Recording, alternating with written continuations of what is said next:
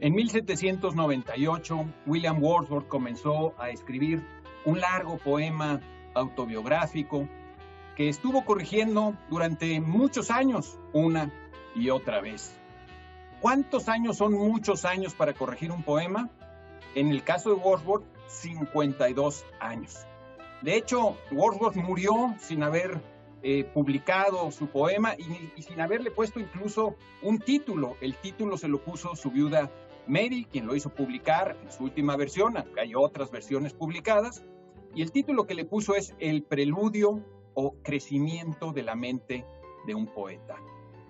Por ejemplo, quiero leerles 2 versos para que vean cómo cambiaron a lo largo de 52 años de interminables correcciones. En 1799, estos versos decían así: el alma del hombre se forma y se construye como un fragmento musical. 52 años después quedaron así: polvo como somos, el espíritu inmortal crece como la armonía en la música. Se parecen, pero cambiaron. Algunos pequeños ajustes iba haciéndole Wordsworth a su poema. Por algo decía Paul Valéry que el escritor es una persona que no encuentra sus palabras, ¿sí? No las encuentra, y como no las encuentra, las busca. Y como las busca, a veces las encuentra. El propio Valéry escribió lo siguiente: trabajo en una estrofa, no estoy satisfecho 10 veces, 20 veces, 100 veces, pero de tanto volver a ella sin cesar, me familiarizo no con mi texto, sino con sus posibilidades. Y esto es a mí lo que me gustaría que sucediera con la dichosa palabra, que todos nos familiarizáramos no con las palabras exactas de lo que decimos en la dichosa palabra, sino con las posibilidades que tienen el arte de preguntar y responder, y sobre todo el arte de conversar. Soy Pablo Boullosa, bienvenidos a la dichosa palabra.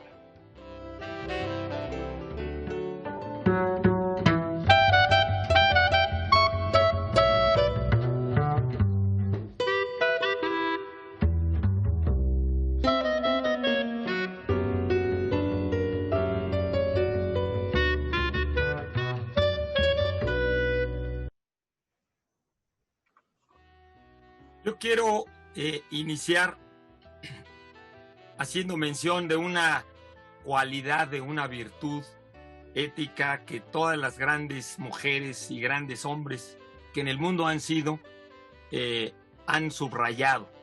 Una virtud que a veces olvidamos, sobre todo en esta época de individualismo, en esta época moderna, decimos.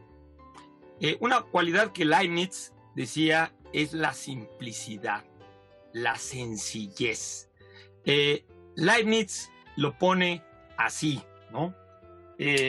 La facultad para vivir y ser realmente uno mismo.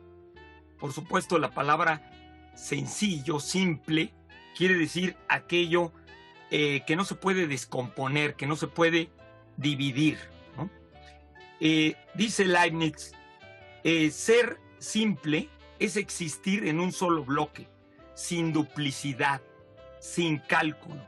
Es ser lo que se es, sin preocuparse por parecerlo, sin esforzarse. Es no fingir, ni estar tratando de manipular, ni tratando de presentarse con una máscara. Es la virtud más agradable. Son la gente más fácil de llevarse, más fáciles de entender y más fáciles de vivir. Yo estoy haciendo referencia a una película que pude disfrutar ayer, que se llama Maudie, de una directora irlandesa. La película se hizo en Canadá. Es una película bellísima, con una actuación de Sally Hawkins, que representa a un personaje real, precisamente increíblemente bueno, sensible, y a pesar de estar golpeado por la vida, siempre pudo espontáneamente mostrar esa sencillez. Soy Germán Ortega Chávez, ¿cómo les va? Muy buenas noches. Bueno, la cultura se está enredando muy duramente con todo lo que viene siendo, con perdón de la academia, la tecnología. Entonces, estamos llenándonos de cables, de interconexiones, pero yo tuve la suerte de encontrarme ayer este cable, que miren nada más, es así de simple, se pone así al cuello, se conecta y uno ya está conectado consigo mismo para seguir platicando con ustedes. Yo soy Casar, bienvenidos a La Dichosa. Dolores Castro Varela nació en Aguascalientes en 1923. Es poeta, ensayista, narradora, crítica literaria y además ha sido profesora no solamente en la UNAM, sino en la Universidad Iberoamericana, en la SOGEM o en la Escuela de Periodismo Carlos Septién. Fue una de las fundadoras de Radio UNAM y tuvo un programa en televisión en Canal 11 llamado Poetas de México. Desde 2012, además, lleva su nombre un premio en Aguascalientes que se dedica a divulgar, a fomentar, a reconocer lo mejor de las letras escritas por mujeres mexicanas. En 2012, su primera edición, fueron 2 categorías a las que se presentaron 11 trabajos. Este 2020 se acaba de publicar ayer a las ganadoras y fueron 5 categorías y se presentaron 114 trabajos. Ayer, 21 de agosto, se dieron a conocer las ganadoras. En poesía, Beatriz Cristina Bello Ángeles de Morelia. En narrativa, Liliana Cristiana Álvarez Ábalos de San Luis Potosí. En ensayo, Rocío del Carmen Martínez Soto de Aguascalientes. En dramaturgia, Estefanía Izquierdo Martínez de Ciudad de México. Y en ilustración, Melissa Michelle Cermeño Díaz Vélez de Guadalajara. Desde luego es siempre una maravilla conocer letras nuevas. Felicidades a todas ellas, que haya muchas letras más, una oportunidad para leerlas y también para conocer palabras. Yo recuerdo que conocí la palabra plica leyendo una vez las bases de un concurso. Plica, que es ese sobre que está cerrado, sellado y donde se reserva una noticia, una información que no debe publicarse hasta una ocasión o fechas determinadas. Nuestra ocasión y nuestra fecha es encontrarnos aquí cada sábado, celebrar el idioma y, ¿por qué no?, echar a volar de vez en cuando dichosas palabras a nuestro alcance. Muy buenas noches, yo soy Laura García. Excelente, excelente. Bueno, desde hace unas horas pusimos en redes una pregunta que esta vez escribí con cierta jiribilla y dice lo siguiente. Voltaire y el optimista son a Cándido, lo que Diderot y el fatalismo son a... Con cierto saludito, Laura, tú sabes a quién, ¿no? Bueno, vámonos muy pronto con las preguntas de nuestro culto público, como esta, que está que ni pintada para nuestro programa. Nos pide Jimena Ramos que hablemos de la palabra dibujo y dibujar. A mí me gusta mucho esa pregunta que hace Jimena, porque es una pregunta de lo que yo llamaría palabras sencillas. Es decir, aquí hablamos de cosas complicaditas y que si Spinoza persevera en su ser y la madre tierra y cosas así, pero hay también una palabra que parecería que no tiene historia, que parecería que no tiene nada detrás. Dibujar, pues, ¿qué es dibujar? Pues dibujar, ¿no? Oye, ¿y cuál es la relación entre dibujo y dibujar? Pues la misma, ¿no? Son como el infinitivo y el sustantivo. Y dibujar viene de delinear, viene de una palabra francesa, de Buissier o algo así. Le hablé a Nicolás Alvarado para preguntarle cómo se pronunciaba, pero no me contestó porque estaba en otro Zoom. Pero es una cuestión como de esculpir en madera. Bois, no sé cómo se diga en francés, es madera. Ahora, ahí yo, antes de que podamos tejer un poquito más fino, yo quisiera llegar a lo que quiero llegar con esa palabra. Me gusta que con una palabra tan simple como la del contorno, del dibujo, todos decimos, bueno, a ver, dibuja un mundo y uno hace la rueda, ¿sí? Y ya con eso siente que está el mundo. Está muy bien. Pero yo quiero llegar a esto. Creo que el dibujo es como el fundamento de la pintura. Actualmente, y me van a linchar muchos de los muchachos pintores, dicen, bueno, es que no es tan necesario dibujar. Dibujar es para la pintura lo que estudiar danza clásica es para la danza moderna. Las personas que no tienen una formación en danza clásica, ¿qué es lo que no tienen cuando comienzan con la moderna? Lo que no tienen es estructura, tensión y vínculos. Eso se usa.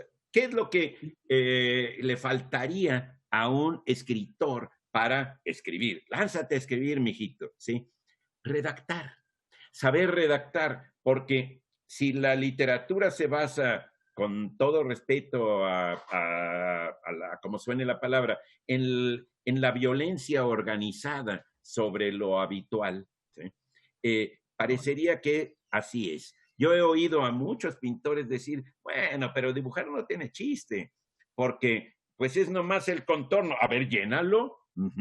Y ya sé que hay otros que tienen otras técnicas y lo que sea, pero a nivel formativo, digamos, si estamos hablando para un público amplio, es, yo creo, muy bueno meterse a que la idea del dibujo es como el andamiaje que puede construir, como el esqueleto nuestro que hace que nuestra musculatura se mueva, aunque sea erráticamente, un nuevo mundo. Por ahí voy. A ver, compañeros. Yo creo que lo que nos dices inmediatamente, yo que he trabajado en la Facultad de Arquitectura, yo una vez, y que soy hijo de arquitectos, sí. justamente mi padre siempre se quejó de cómo los muchachos que están en la facultad ya no han desarrollado, porque ya no hay materias optativas como había antes, tan amplias respecto a dibujo al desnudo, dibujo de paisaje, etcétera, y las materias obligatorias respecto al dibujo también se han reducido. Y es increíble que se encuentra uno ahora arquitectos que prácticamente no saben dibujar. Y como decía mi papá, y como estás tú recalcando, dibujar es una manera de pensar, es una manera de pensar imaginando antes de poder realizar cualquier tipo de idea, cualquier tipo de visión. La herramienta de dibujarla es precisamente algo tan primitivo, tan básico, que como justamente sabemos... Acabo de ver una página donde Dulce Chacón dice que en la editorial S Ediciones, lo digo ahorita porque estamos todos confinados y atenidos mucho a estos medios, el dibujar como un espacio, como un lugar de pensamiento. Métanse a esa página, es S Ediciones. La S ya es un dibujo. A la hora que nosotros estamos dibujando, estamos en eso. Y bueno, especulaciones van y vienen, pero yo simplemente quería plantear esa como jerarquía, ¿no? Lau, ¿tú quieres decir algo? No, yo me quedé muy, muy feliz con la definición de casar y me dejaste pensando mucho, así que muchas gracias. A mí me gustó mucho la metáfora que hiciste, Eduardo, entre la danza y el dibujo, porque efectivamente creo que se trata también como de desarrollar una especie de memoria muscular, táctil, física, somática, sensible. Y lo que dijiste de que escribir era como la violencia organizada sobre lo habitual, ¿fue eso lo que dijiste? Sí. Me gusta mucho eso. De Jacobson, no es mío. Me gusta mucho, me parece muy inteligente. Y también me gustaría recordar, solo a propósito del dibujo y la literatura, que hay grandes escritores que han sido muy buenos dibujantes. En México tenemos a Uriart, hemos platicado acerca de cómo nos gusta su literatura, a Jorge Fernández, están los libros ¿Jorge de José. Fernández dibuja? Sí, dibuja y muy bien. Acaba de publicar libros de sus libretas con dibujos. Muy bonito, perdón, muy Jorge, padre, dibuja padrísimo también. Luego me van a prestar mis carnales ese libro.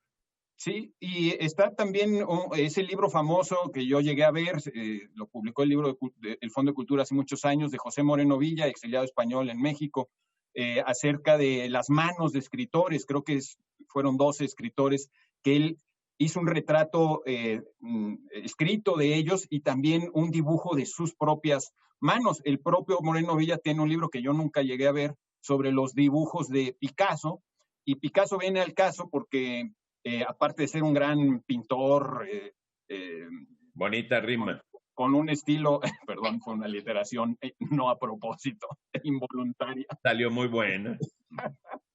Aparte de ser un gran pintor, era un dibujante de excepción, o sea, increíble. Y si te vas a los grandes artistas mexicanos, los más famosos, los muralistas, pues también eran dibujantes increíbles. Basta ver lo que hacían en su juventud, cuando estaban formando esa memoria sensible, muscular, con la mano, ¿no? Augusto Rodán. Cuando dice Germán, lo de la arquitectura tiene muchísima razón. Sí. Es decir, el dibujo antes no fue considerado como una cosa que pudiera tener un valor propio, sino como una especie de prefiguración de algo que podía hacerse, como esquemas, como cuando decimos, oye, mira, para llegar de aquí a acá, y hacemos un dibujito. ¿Sí? Es por ahí. Y actualmente, como dice Germán, es una ayuda para pensar, para imaginar, ¿no? Para imaginar.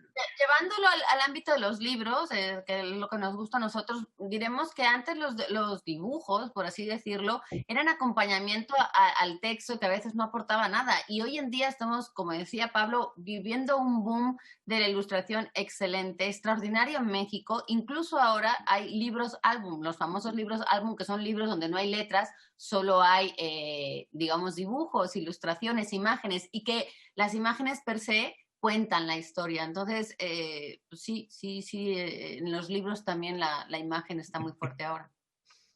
Así es. ¿Qué es bueno, ya nos anda. Vamos a la dichosa palabra de esta noche. Ustedes saben que nosotros proponemos una definición y las primeras personas que sepan a qué palabra corresponde tendrán prioridad para llevarse los libros. Aquí hay que hacer una importante acotación. Los libros que se envían al interior de la República, a los estados, se envían como siempre por correo. Los libros que antes se le pedía a la gente de la Ciudad de México, de la zona metropolitana, que viniera a recogerlos, ahora no se puede por las medidas sanitarias, así es que hay que esperar a que el semáforo se ponga en un color más vivo para que se autorice, para que se autorice que vengan a... Y ya se los podemos dar leídos, ya no los tienen ni que leer. Bueno, hasta entonces se les mandará un aviso y podrán pasar a recoger los libros que ahí estarán esperándolos. Lo bueno es que no caducan. Dichosa palabra. Género de antílopes caracterizado por su agilidad y por tener cuernos curvados, tanto los machos como las hembras. Habita en África y el Oriente Próximo. Forma poética que se desarrolló primero en Arabia y que un poeta de la generación del 27 llevó a su diván al parecer abundante en dátiles. Qué bonita palabra, ya verán. Bueno, a mi abuelo, el padre de mi padre, le hubiera encantado leer el libro que les vamos a regalar. Mi abuelo estuvo a las órdenes de don Felipe Ángeles, fue capitán en la Revolución. Y tenemos aquí Felipe Ángeles, el estratega, de Adolfo Gili, en ediciones Era. Según mi abuelo, era el hombre más inteligente que conoció. Bueno, para ustedes. Bueno, y tenemos una edición facsimilar de una gran publicación, España Peregrina, con prólogo de el rector de la UNAM y con un prefacio de Juan Villoro. Es una cortesía de la Coordinación de Humanidades y de El Equilibrista. Ustedes pensarán que saben muchos idiomas, pero yo no sé si sepan El idioma de las lentejas, que es el título de este libro de Álvaro García Hernández, premio Gran Angular en 2016 de SM, de la editorial SM. Este libro que pertenece a la colección Barco de Vapor, con ilustraciones de Fran Collado, y que tiene que ver con la familia, en una familia donde la abuela está perdiendo la memoria y donde todos los días se comen lentejas. Así que Álvaro, que además yo lo conocí en Guadalajara hace como 2-3 años presentando un libro, y colabora en FEDER, que es la Federación Española de Enfermedades Raras. Y ahí donde la ven existe esa federación, es muy interesante toda la labor que hacen y desde luego dan a conocer un montón de enfermedades bastante desconocidas. Bueno, pues nosotros vamos a hacer una pequeña pausa y volvemos aquí a la dichosa palabra.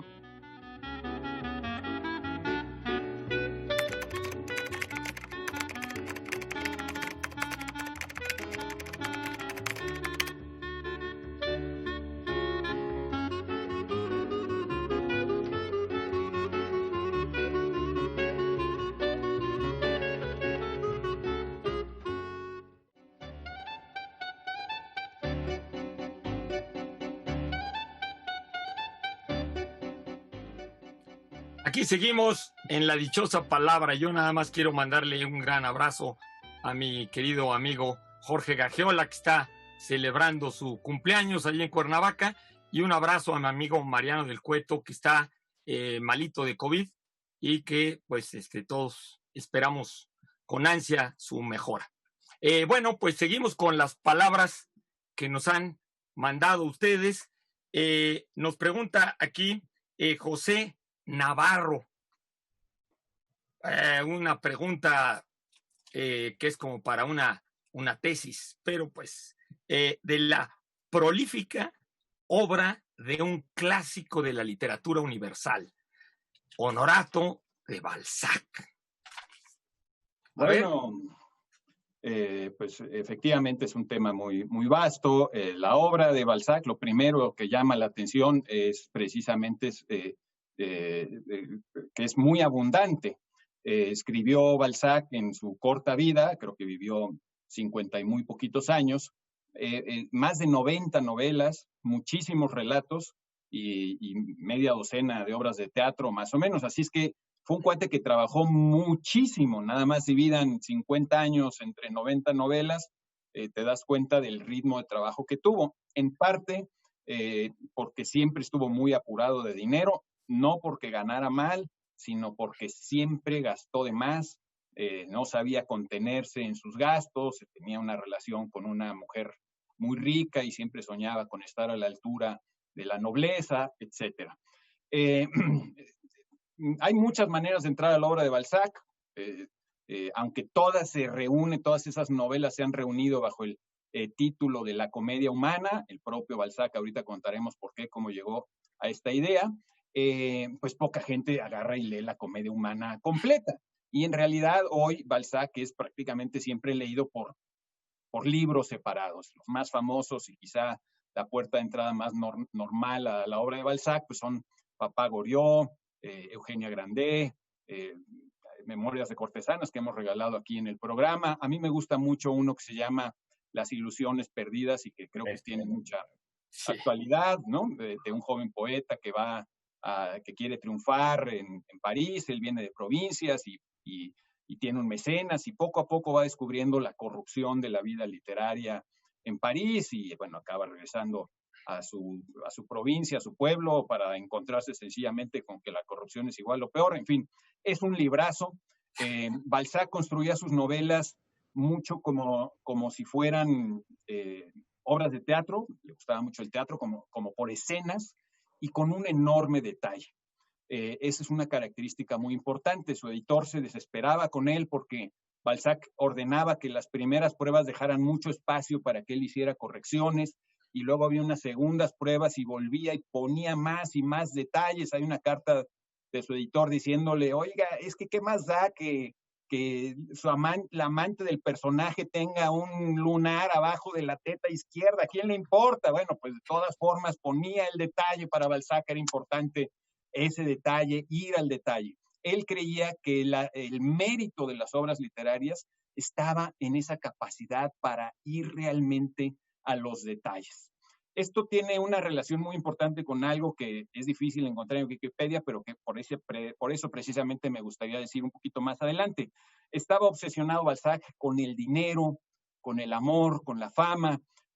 Si tienen oportunidad de leer algo sobre la vida de Balzac, léanla. Se ha dicho muchas veces que la propia vida de Balzac era como una novela de Balzac, que realmente le pasaron cosas muy interesantes. Y a mí lo que me gustaría decir es que pertenece a, primero, pues a una época muy interesante que nos ha marcado mucho. Es la primera época en la que los libros realmente circulan masivamente, hasta en el siglo XIX, donde mucha gente aprende a leer y escribir. Con el ascenso de la burguesía se expande la cantidad de lectores muchísimo, y la literatura empieza a ocupar un lugar importante en la vida de mucha gente.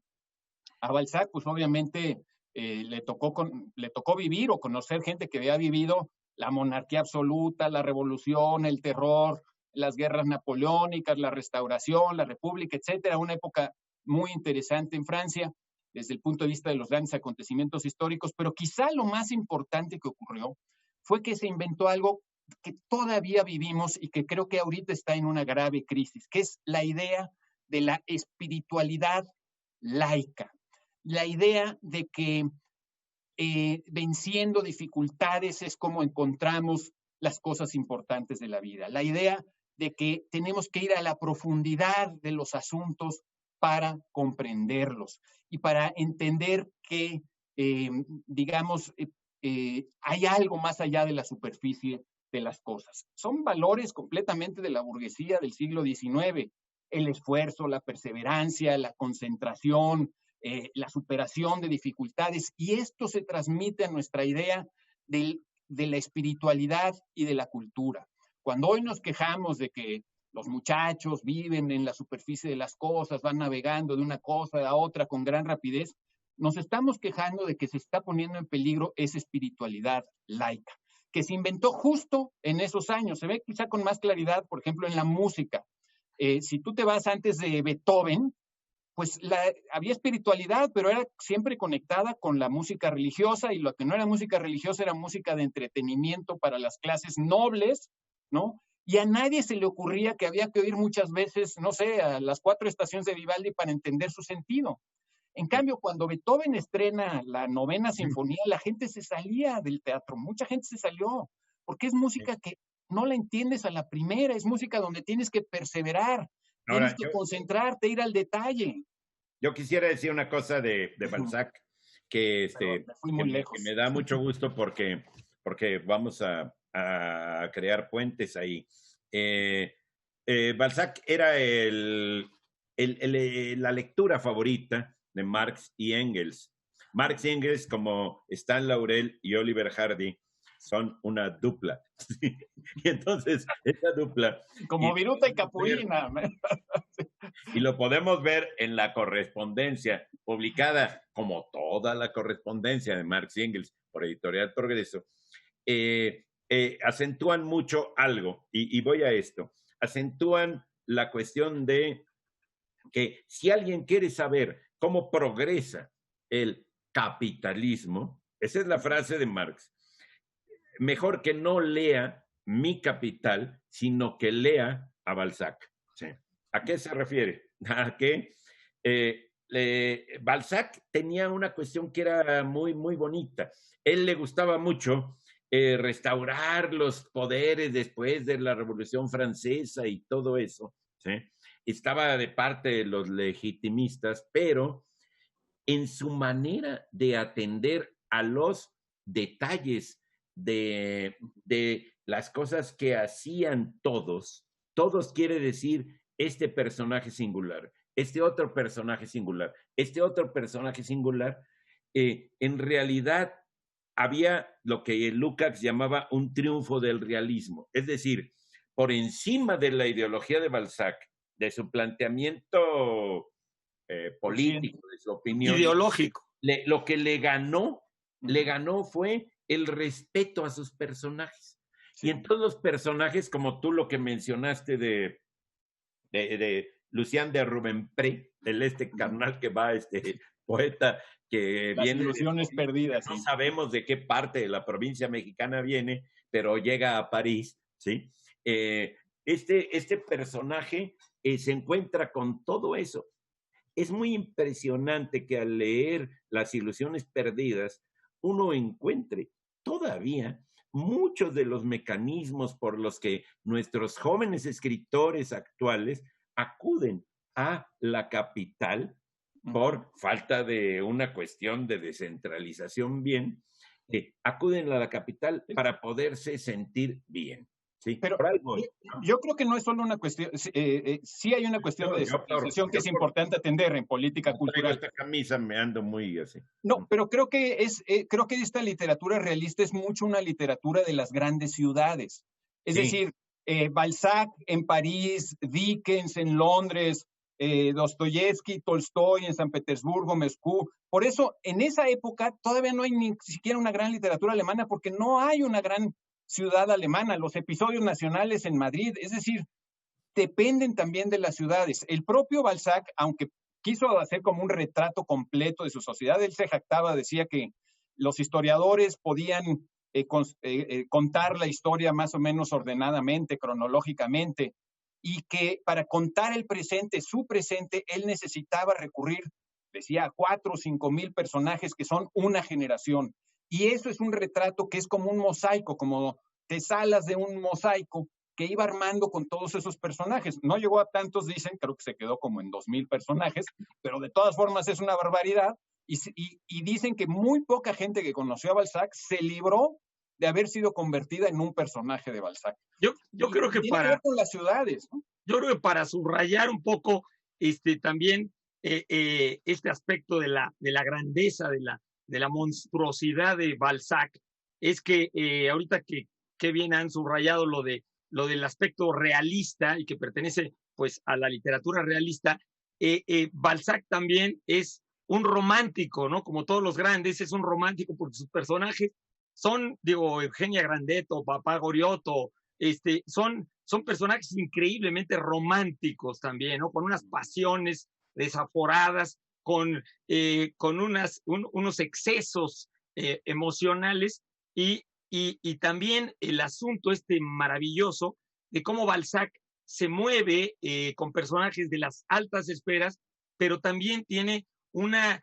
manera como tan cruda, también tan brutal de mostrar la realidad humana. Por eso es un psicólogo fabuloso. Germán, eso es un mecanismo del lenguaje. Decía José Revueltas que un escritor tenía que ser fiel a sus personajes. Y esa idea la sacó de Balzac. Es decir, Revueltas dice, esto es lo que se llama la realidad interior de un personaje. Tú no puedes ser un proxeneta que haces cosas y de pronto una iluminación te hace líder de no sé, de la luz del mundo. No, bueno, o al contrario.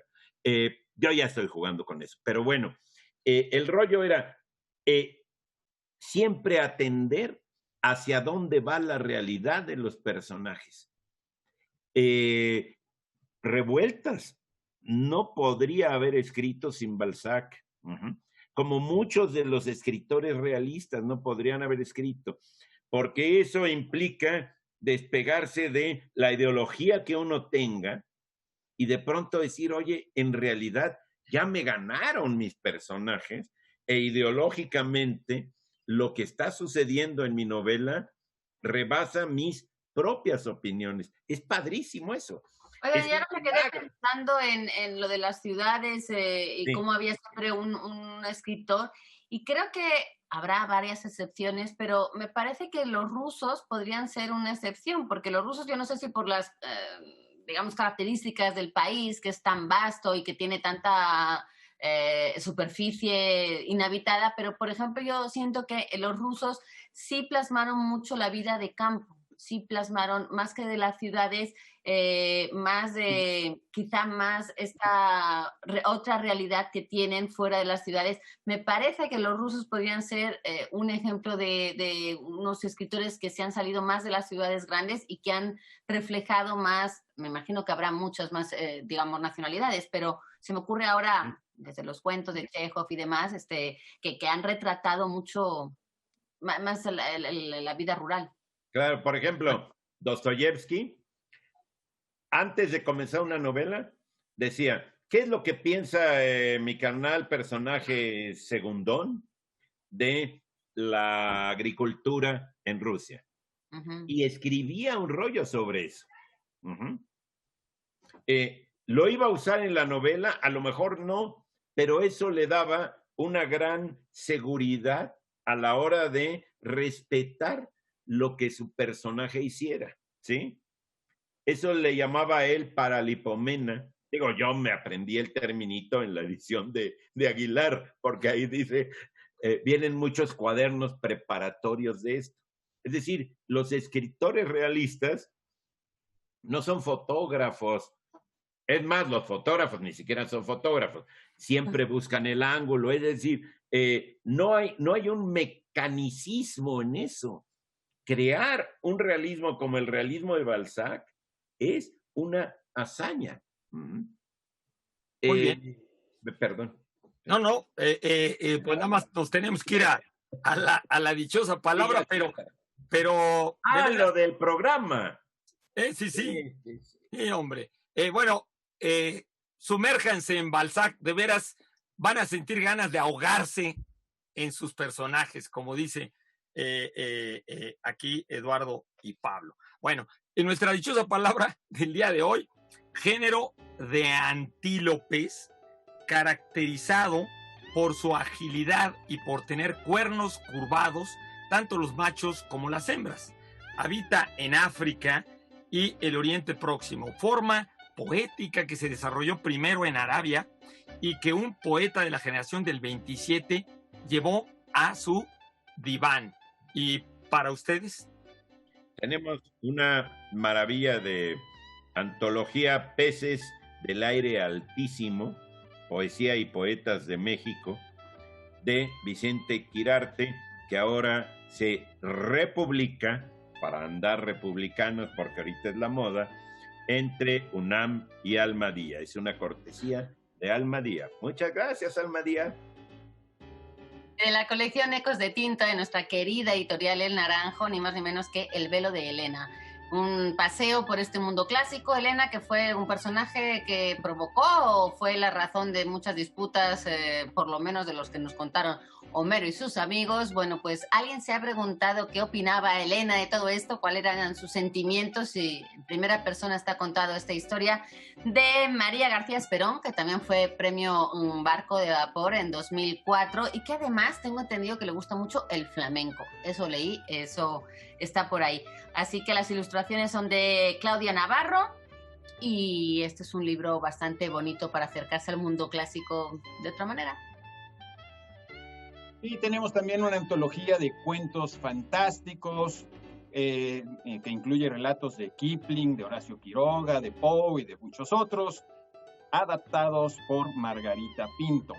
Es el número 45 de la colección Lluvia de Clásicos de Editorial Trillas. Bien, pues tenemos que irnos rápidamente a un corte, pero estamos en breve de nuevo con ustedes.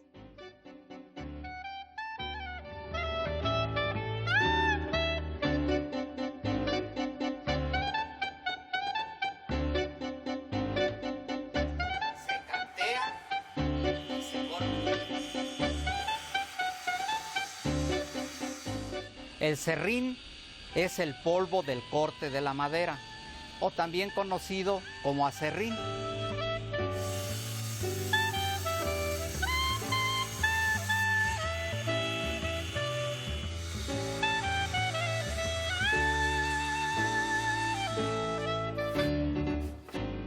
Soy Ramiro Ruiz Pacheco, mi oficio es venta de madera.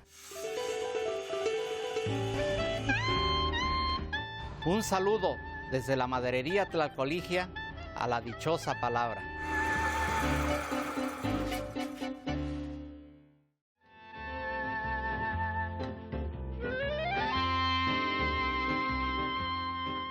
Hola, soy Hiroki.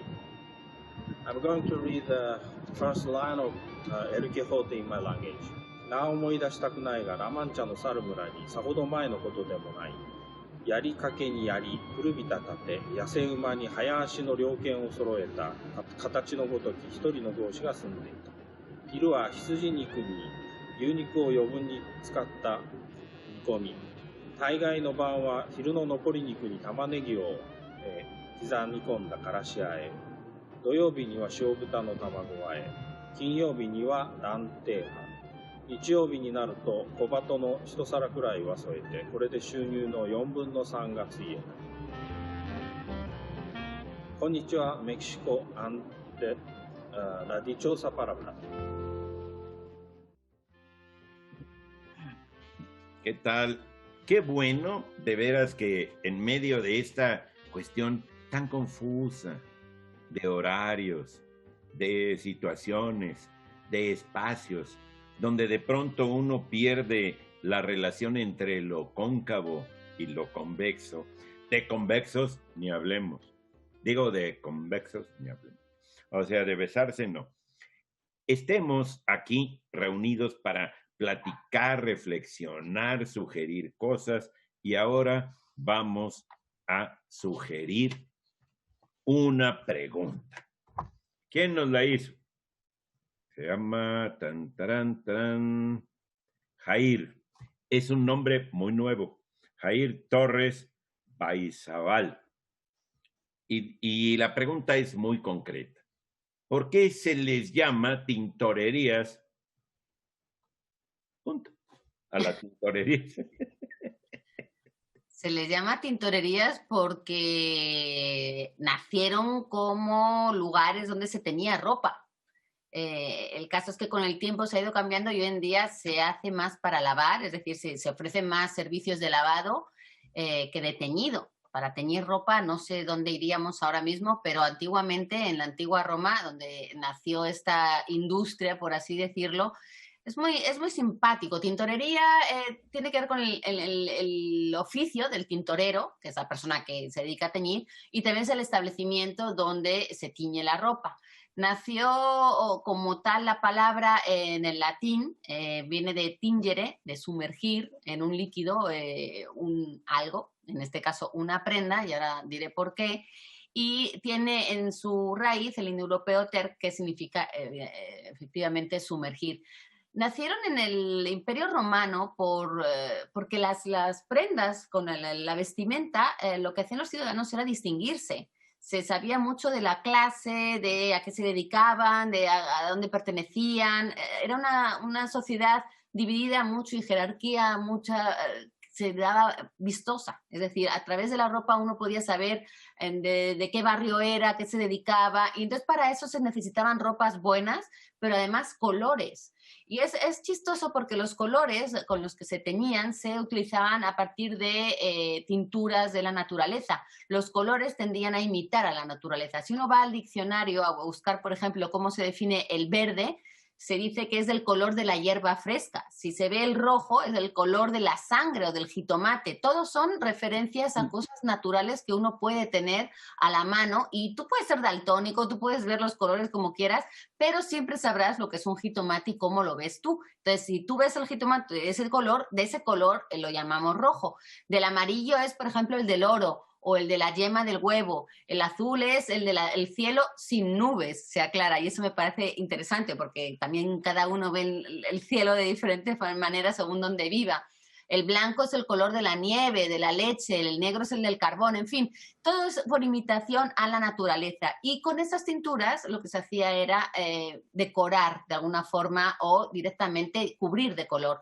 Hay que decir que teñir es aportar color sobre uno que ya hay, es decir, cambiándolo o no, se puede reforzar el color. Tintar, que es otro verbo que también tiene mucho que ver con esta familia, es dar el color distinto al que tenía. Entonces puede ser sinónimo y no. En el caso de teñir, por ejemplo, en pintura, que hay una acepción en pintura que es teñir, es darle un color más oscuro, rebajar, digamos, el tono del color, apagarlo, dando colores más oscuros a una pintura. Entonces hay matices ahí que tienen que ver con los tintes, que son diferentes técnicas, ¿no? Entonces en el Imperio Romano, pues la gente rica lo que tenía era gente en sus casas dedicada a lavar y a teñir ropa. Con el tiempo, pues también la clase media quiso acceder a estas ropas, para usarlas en determinadas ocasiones, no para el día a día, y entonces se abrieron los primeros establecimientos. Yo no sé si ustedes saben, en Pompeya, que es una ciudad, digamos, de la antigua Roma y que se conserva bastante porque un volcán lo cubrió y lo que se ha rescatado está bastante intacto a como se tenía en ese momento. Hay un lupanar, por ejemplo, del que yo creo que hemos hablado ya en la dichosa palabra, y también hay estos establecimientos que entonces se llaman los fulonicaes, se llamaban. ¿Por qué? Porque vienen del el verbo fulare, que es pisotear.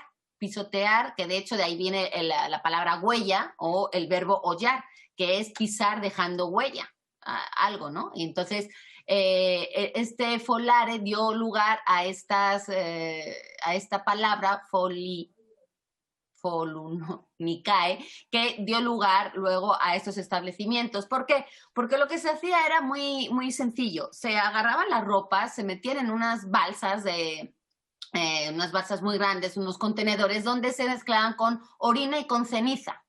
Esto, que suena bastante asqueroso, servía mucho para desengrasar y para quitar las manchas. Y tal cual lo que se hacía era luego aclararlo y luego meter en otras balsas donde había unos señores que se dedicaban a pisar, así como si fuera vendimia con la uva, y de ahí viene ese nombre, por eso se pisoteaban. Entonces, esa era, digamos, una primera palabra. Luego, como se les daba estos colores con las plantas tintóreas que todos hemos escuchado, hemos visto en los museos o hemos estudiado alguna vez, era lo que se le aplicaba al color. De hecho, había unas máquinas hidráulicas. Con el tiempo después pues han ido mejorando y perfeccionando las técnicas, añadiendo maquinaria, y bueno, la industria textil que dio un enorme avance con la revolución industrial, entre otras, ¿no? Digamos que con las guerras en Europa bajó bastante, entonces en Oriente era donde se había hecho un desarrollo espectacular, y luego con la comercialización que se tenía, sobre todo de Italia, Venecia, Génova, con Oriente, pues de ahí otra vez trajeron las técnicas, los colores, y volvió a desarrollarse la industria. Hay unas máquinas que se llaman batanes, que consistían en unos maderos, en unas vigas de madera, que con un eje lo que hacían era batear. Eran lo que empezó un poco a sustituir las pisadas, ¿no? De hecho, yo descubrí que había ahora que estoy por acá, una estación de metro en Madrid que se llama Batán, y siempre me había preguntado por qué se llama Batán. Bueno, pues porque ahí había un molino que se dedicaba a batear las ropas hace no sé si miles, pero sí cientos de años, porque había ahí un arroyuelo, el Manzanares está muy lejos, pero hay un arroyuelo que pasaba por ahí había un molino, que era el Batán, y los bataneros eran donde se reunían a trabajar. Entonces, por eso está ese nombre de esa estación.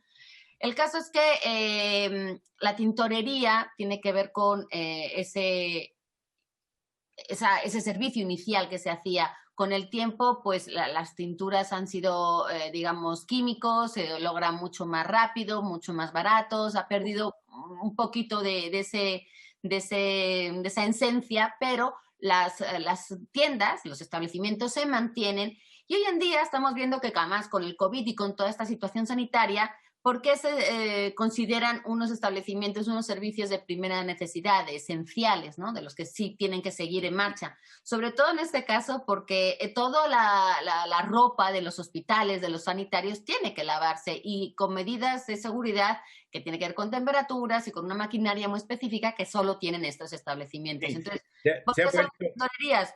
Básicamente por eso. Se ha vuelto una lavandería. Pero en España, ¿cómo les dicen a las tintorerías, Laura? ¿Tintorerías? ¿También? Yo me pregunto por qué. Lavanderías, no. No sé, yo quería preguntarles si saben por qué a los chinos, a los inmigrantes chinos siempre se les asoció con el negocio de las tintorerías. Yo no sé. Creo que porque fueron muy vistosos, ¿no? La comunidad de chinos, sobre todo, bueno, yo hablo por lo que conozco de lo que pasa, por ejemplo, en España, viven bastante ajenos a la comunidad o al resto de la sociedad. Es gente que vive a veces en condiciones muy malas, a veces vienen, ¿no?, de las mejores maneras, y viven muy hacinados, muy escondidos, muy te estoy hablando de las primeras generaciones, evidentemente ahora la cosa ha cambiado bastante, pero se les veía sobre todo en los restaurantes y en las lavanderías. Yo supongo que porque los negocios que prosperaron aquí fueron esos y se le iban trayendo, pues ahora sí que a sus paisanos, no sé. En, No sé por qué. en todo el mundo, sobre decir todo la literatura policial, ¿no? De misterio, pues como dice Pablo, siempre hace referencia a los chinos en relación con las lavanderías y los misterios ahí de los chinos en las lavanderías. El origen, según sé, es porque los chinos estuvieron mucho más avanzados en química y en el manejo en el manejo de la química y de los polvos y de los pigmentos que los europeos desde antes del Renacimiento. Y por lo tanto, los chinos tradicionalmente conocían mucho del manejo de los pigmentos. De hecho, ahorita que Laura decía acerca de este espectáculo que era pintar las telas, en la India, todavía en la India, en Nueva Delhi, hay una zona ahí muy, muy grande, puede ir uno a muchas de las grandes ciudades de la India y desde arriba de los puentes ve uno los lugares donde tiñen, que es precioso porque se ven las telas colgando, que las están secando, y grandes tinajas con diferentes colores, con unos colores intensísimos, que se ve bellísimo, es un espectáculo. La grana cochinilla es uno de los... eran muy grandes, ocupaban mucho espacio justo por eso, porque las balsas necesitaban de mucho espacio, porque necesitaban mucho espacio para colgar y tender la ropa y porque había muchos empleados en esos establecimientos. A ver, voy a una definición que realmente, como es muy amplia, puede desconcertar a nuestros dichosos telespectadores. Género de antílopes caracterizados por su agilidad y por tener cuernos curvados, tanto los machos como las hembras. O sea, ahí hay lo que se llama equidad de género. Habita en África y en el Oriente, forma poética que se desarrolló en Arabia y que un poeta de la generación del 27 llevó a su diván, que no voy a decir de cuál era. Laura, ¿tenemos un librín? Un librín del maravilloso Antonio Malpica, a quien saludo desde aquí, que también ha sido ganador del premio Barco de Vapor y Gran Angular. Escribió Imagina que no hay cielo, de la colección Gran Travesía de Océano. Malpica, que la gente no sabe que es ingeniero en sistemas. Todos sabemos que es escritor y que es estupendo escritor, pero él es ingeniero en sistemas y que empezó a escribir teatro con su hermano Javier, teatro sobre todo. Esta es la historia de tres hermanos, los Oro Prieto, y habla un poco de la familia, de las rencillas, del amor y desamor, de la amargura y de las revanchas. Tenemos ejemplares también de El hacha de Wansbeck, de Arnold Zweig, el otro Zweig. En la traducción de Claudia Cabrera, en la colección de textos de la cultura alemana, publicado por Editorial Herder, en colaboración con el Benemérito Instituto Goethe.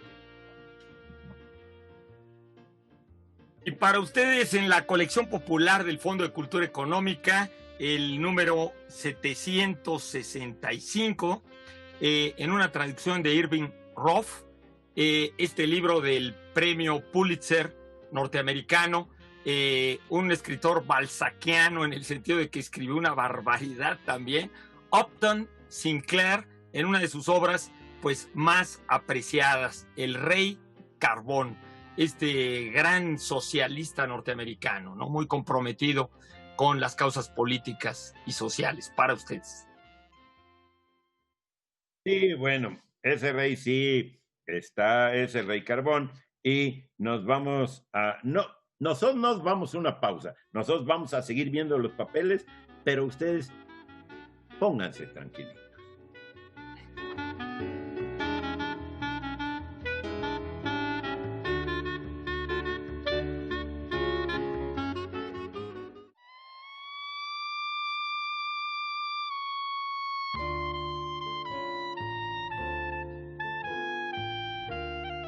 Recta final del programa de hoy, sprint hasta llegar a la meta. Y última palabra, última pregunta, esta de parte de Daniel Navarrete, que nos pregunta si podemos hablar sobre el poeta latino Percio y su famosa oscuridad. Ay. Bueno, Percio es un caso extraordinario también de precocidad en la historia de la literatura universal. Murió, creo que cerca de los 28 años, y sin embargo fue muy elogiado, muy apreciado a fines del siglo I, y sobre todo entre todos los filólogos hasta el día de hoy lo consideran un verdadero portento de construcción lingüística, ¿no? Los filólogos dicen que es prácticamente el Góngora, el Góngora de la antigüedad, o sea, su habilidad para el manejo de las figuras retóricas en latín es tan fabuloso que de ahí viene lo que se diga respecto a su obscuridad. No tanto obscuridad en el sentido esotérico o de ocultismo, que mucha gente puede haberlo pensado, sino en el sentido de elaboración y de posibilidades interpretativas. Se dice que es uno de los autores latinos más difíciles de traducir. Yo les recomiendo, no conozco el latín para nada como para poder recomendar una u otra mejor traducción, pero yo la que tengo es la de la UNAM, la del Scriptorum Graecorum et Romanorum. Y bueno, Percio, como fue tan precoz, pero murió tan joven, su maestro, Cornuto, que fue un hombre también, un maestro de muchas generaciones, y Lucano fue amigo del gran Lucano, el de la Farsalia. Percio imitó a Horacio también, y tuvo mucha obra, parece ser, pero solamente al morir su maestro, igual con Baso, otro gran latinista que lo conoció, compilaron sobre todo sus 6 sátiras, ¿no? 6 sátiras en hexámetros latinos, y ahí Percio vivió un poco aislado, se diría, del mundo, como en Montaigne, en una torre de marfil, porque era un gran enemigo, como muchos intelectuales de la época, de Nerón, del despotismo neroniano. Y Percio perteneció a una familia noble, y se podría decir que es el típico erudito, ratón de biblioteca, que es verdaderamente increíble la cantidad de obras que leyó para su juventud. No tuvo experiencia de vida, pero está considerado uno de los latinistas más inteligentes, más sensibles, y les digo también con un juego verdaderamente de palabras. Fue un estoico, fue un hombre que criticó mucho los sistemas educativos de la época. Su segunda sátira está considerada casi una lección de filosofía religiosa, en el cual habla de la relación entre el hombre y la divinidad, y de la sencillez y de la verdadera piedad. Los filólogos, decía yo, lo elogian muchísimo. Sin embargo, muchos dicen que le faltó inspiración, que le faltó espontaneidad, que es demasiado barroco, demasiado elaborado, demasiado retorcido, ¿no? Pero pues todo estudioso de latín aprecia esa cualidad extraordinaria de Percio. Una cosa muy breve, Germán, ¿por qué no hablas de las sátiras? Porque creo que el propio Daniel pidió, volvió a escribir pidiéndonos que habláramos del género de la sátira, porque sátira en Roma no es lo mismo que hoy una sátira. Sí, claro. Bueno, la sátira, que es un género muy usado en el mundo de la antigüedad, digamos, la sátira se puede decir que no solamente abarca la literatura o la poesía, sino hoy el término sátira, como dice Pablo, pues se refiere a muchas cosas, ¿no? Una sátira pues se refiere a caricaturas, se refiere a cine, se refiere a una manera de enfocar la realidad cultural. En el caso de la literatura latina, se dice que hay como 2 polos de la sátira, ¿no? La sátira de Juvenal, que vino después, que es una sátira muy aguda, incisiva, diríamos, muy filosa, muy austera, muy brusca, y una sátira más suave, que es la sátira horaciana. A pesar de que Juvenal no había escrito sus sátiras en la época de Percio, se dice que Percio se movió entre esos dos rangos de la sátira, ¿no? Y que su sátira, pues, por ejemplo, la segunda sátira, les digo, son 6, no es tan graciosa o tan humorística como a veces estamos acostumbrados a pensar respecto a las sátiras, ¿no? Perdón, Germán, me toca hacer de policía mala, pero tenemos que cortar porque se nos acaba el tiempo, pero eso nos deja muy picados para seguir buscando más de Perseo y desde luego de seguir leyendo toda la semana. Antes de irnos, las respuestas. Estábamos buscando en la dichosa pregunta, que no dejaba de ser un juego no de letras ni de palabras, pero sí de títulos de libros. Voltaire y el optimismo son a Cándido, lo que Diderot y el fatalismo son a... La respuesta era Jacques, que ustedes pueden haberlo visto como Santiago, Jacobo, Jaime, Diego, Yago, Tiago, como todos esos nombres que se refieren al mismo. La otra dichosa palabra, la que se podían llevar con libros, el género de antílopes, que habita en África y en Oriente Próximo, y que además es una forma poética que se desarrolló en Arabia y que un poeta de la generación del 27 llevó a su diván. Nos referíamos a la gacela. La gacela, uno de esos mamíferos más rápidos del planeta, y el poeta pues era Federico García Lorca, que se llevó al diván a Tamarit, ni más ni menos.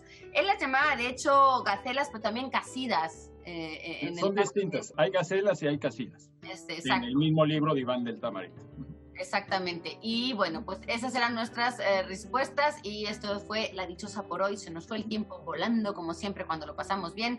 Eduardo Casar, Germán Ortega, Pablo Bullosa, buenas noches.